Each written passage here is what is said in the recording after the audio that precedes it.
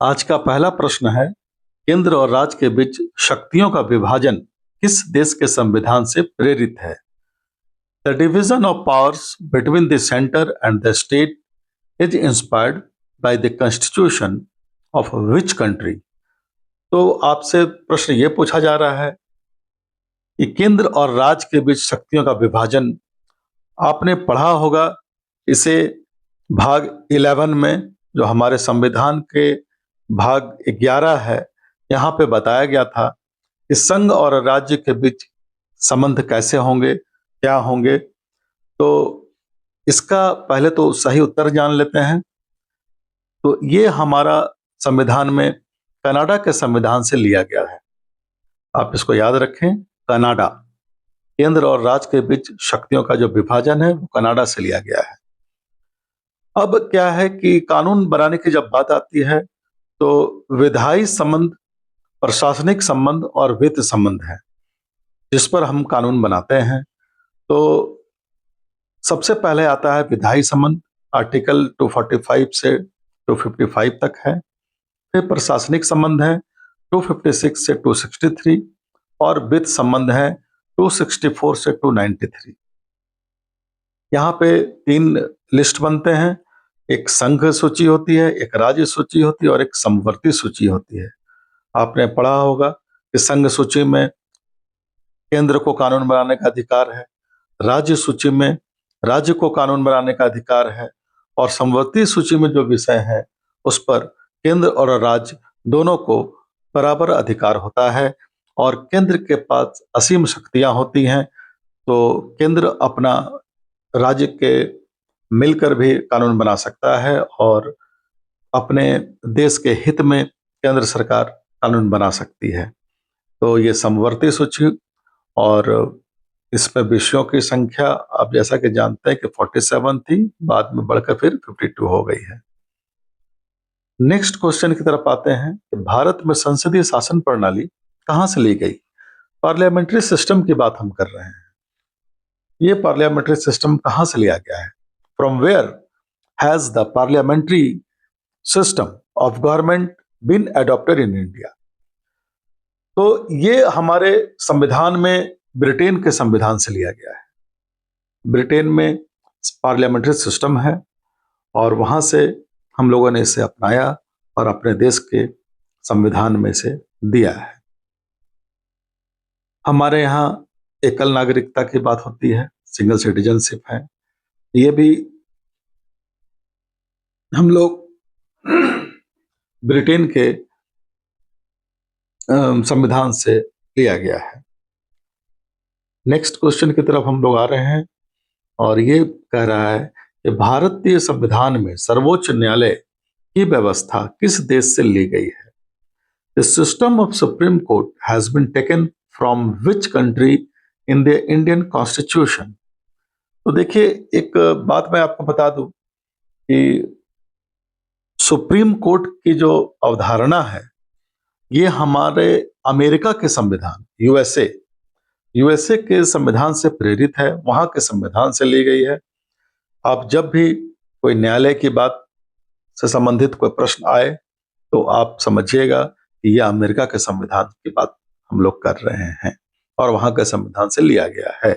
क्योंकि judicial review कभी कभी ये भी पूछता है कि जुडिशियल रिव्यू कहां से ली गई है, तो वो भी अमेरिका से ली गई थी। नेक्स्ट क्वेश्चन है कि वह कौन सा राज्य था जहां सर्वप्रथम राष्ट्रपति शासन लागू किया गया था? तो हमको बताना है कि वो कौन सा राज्य था जहां सबसे पहले लगा है। तो पंजाब पहला राज्य था। इसका सही उत्तर है पंजाब। और पंजाब में 1951 में ये राष्ट्रपति शासन लगाया गया था। हालांकि जम्मू कश्मीर में लंबे समय तक लगाया गया है, लेकिन यहां प्रश्न पूछ रहा है आपसे कि प्रथम राज्य कौन सा था जहां पहली बार राष्ट्रपति शासन लगा है। तो पंजाब इसका सही उत्तर होगा। 1951 पंजाब डिस्टर्ब था उस वक्त और राष्ट्रपति शासन वहां पे लगाया गया। कांग्रेस की सरकार केंद्र में थी, ऐसा निर्णय लिया गया और काफी दिनों तक पंजाब में लगाया गया है। वैसे सबसे अधिक बार अगर प्रश्न पूछे तो इसमें अभी मणिपुर आ गया है। मणिपुर स्टेट में 11 बार सबसे ज्यादा राष्ट्रपति शासन लागू किया गया था। और जम्मू कश्मीर में लगभग 5,000 दिन है राष्ट्रपति शासन के, 4,668 दिन बताया गया है। और सबसे लंबे समय तक अगर आपसे प्रश्न पूछा जाएगा तो इसका सही उत्तर होगा जम्मू कश्मीर।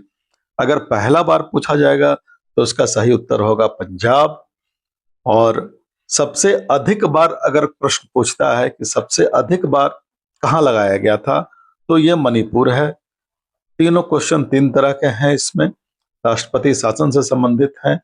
और ये भाग 18 में है राष्ट्रपति शासन। हमारे संविधान के आपात उपबंध के तहत आर्टिकल 352 से 360 तक इनका वर्णन है। तो जो राज्यों में राष्ट्रपति शासन लगता है वो धारा 356 के तहत लगाया जाता है। याद कर लें इसे। पहला राज्य पंजाब था। नेक्स्ट क्वेश्चन है, किसी राज्य में राष्ट्रपति शासन को 1 वर्ष तक बढ़ाया जा सकता है, ये किस संविधान संशोधन के तहत किया गया था? Under which constitutional amendment was it done that president rule in a state can be extended for 1 year? तो हम जैसा कि जानते हैं, पहले तो इसका उत्तर समझ लें। ये 44 अमेंडमेंट एक्ट 1978 में ऐसी व्यवस्था की गई थी। इसके पहले ये होता है कि विधानसभा राष्ट्रपति शासन के दौरान 2 महीने के लिए केवल निलंबित हो सकती है। अगर किसी राज्य में राष्ट्रपति शासन लगता है तो राष्ट्रपति महोदय जो है वो 2 महीने तक लगाते हैं और फिर उसको राज्यसभा और लोकसभा संसद की अनुमति से प्रेसिडेंट रूल को आगे बढ़ाया जाता है। और यदि दोनों सदनों से अगर पारित हो जाता है तो ये इसकी अवधि 6 महीने तक हो सकती है। प्रश्न ये है कि 6 महीने के बाद भी अगर जरूरत पड़े तब तो फिर से अनुमोदन करना पड़ता है और राज्यसभा और विधानसभा फिर से करती है। अब आया नेक्स्ट क्वेश्चन कि राष्ट्रपति की आपातकालीन शक्तियां किस देश के संविधान से ली गई हैं? तो आपातकालीन उपबंध जो अभी हम लोग पढ़ रहे थे, जर्मनी के संविधान से ली गई है। तो अभी आपको जस्ट मैंने बताया कि 6 महीने के लिए ये जो प्रोविजंस हैं वो लगते हैं और फिर अधिकतम ये राष्ट्रपति शासन 1 साल और 1 साल के बाद अगर जरूरत हुई तो अधिकतम 3 साल तक लगाया जा सकता है। लेकिन उसके लिए कुछ शर्तें हैं। वो शर्त यह है कि यदि संपूर्ण भारत में अथवा पूरे राज्य में किसी भाग में राष्ट्रीय आपात आर्टिकल 352 घोषित हो और चुनाव आयोग अगर यह सिद्ध कर दे कि उस राज्य में विधानसभा का चुनाव कराना संभव नहीं है, तभी उसके शासन राष्ट्रपति शासन की अवधि आगे बढ़ाई जाती है। नॉर्मली 6-6 महीने का इसमें इंटरवल चलता है। तो ये राष्ट्रपति की आपातकालीन शक्तियां जो हैं, इमरजेंसी पावर्स जो हैं of the president is taken from the,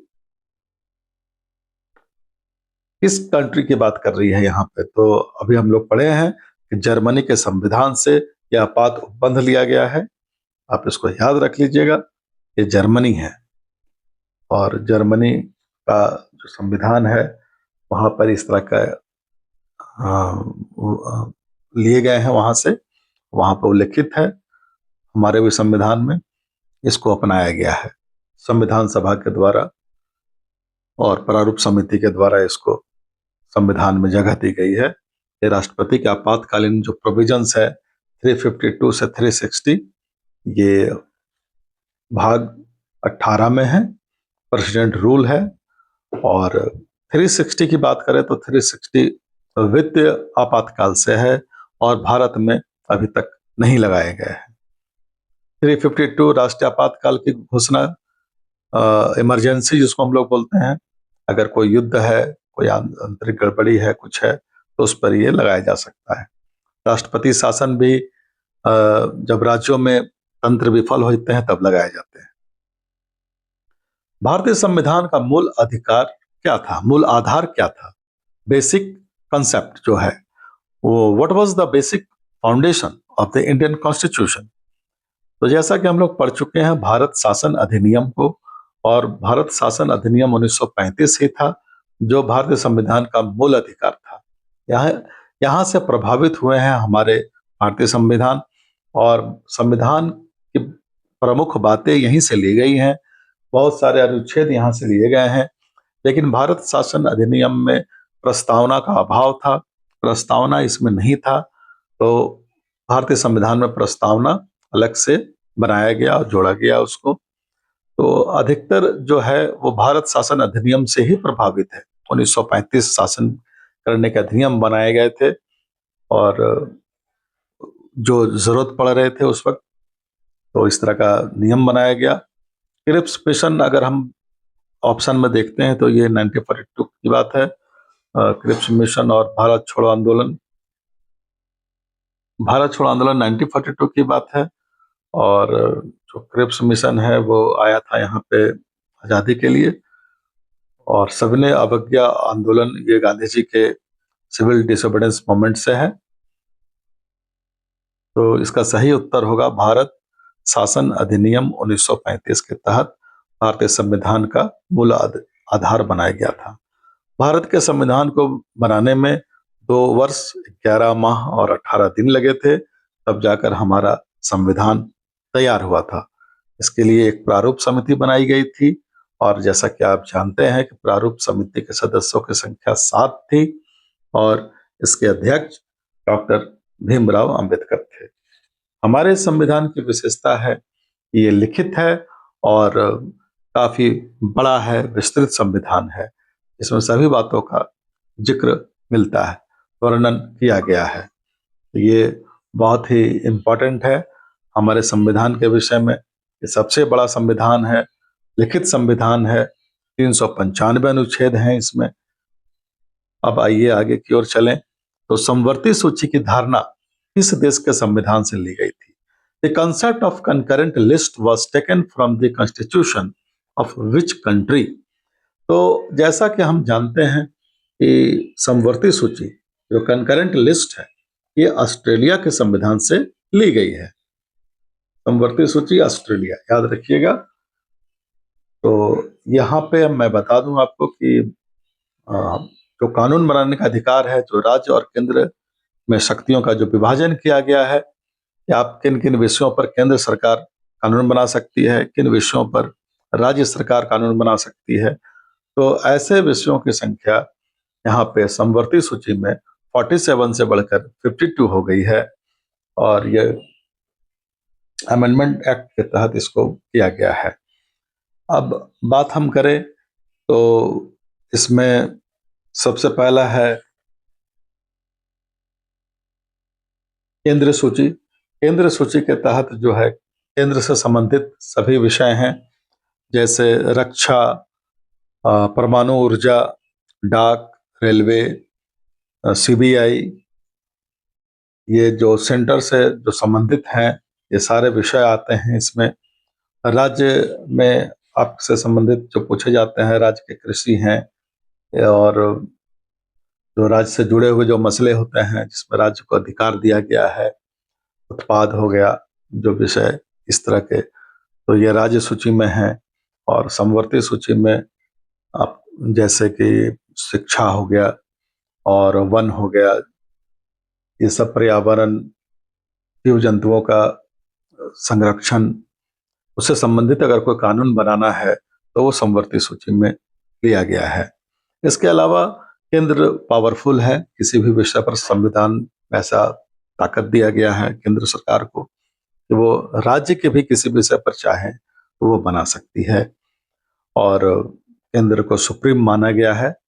लेकिन शक्तियों का विभाजन कुछ हद तक किया गया है कि राज्य सरकार का इसमें कोई इंक्रोचमेंट नहीं हो, राज्य सरकार अपने विषय पर कानून बनाए, केंद्र सरकार अपने विषय पर कानून बनाए, तो ऐसे में टकराव की संभावना कम होगी। और हमारे जो देश हैं यहाँ पे न्यायिक शक्तियों का कोई बंटवारा नहीं किया गया है, न्यायिक प्रणाली एकीकृत है और केंद्र और राज्य दोनों पर लागू होती है। तो ये हम समझ सकते हैं कि हमारा भारतीय संविधान बहुत ही गौरवपूर्ण रहा है और बहुत ही अच्छा है। हम इसको पढ़ें, समझें और अपनी तैयारी को इसी तरह से जारी रखें। भारतीय संविधान की विशेषताएं हैं। धन्यवाद।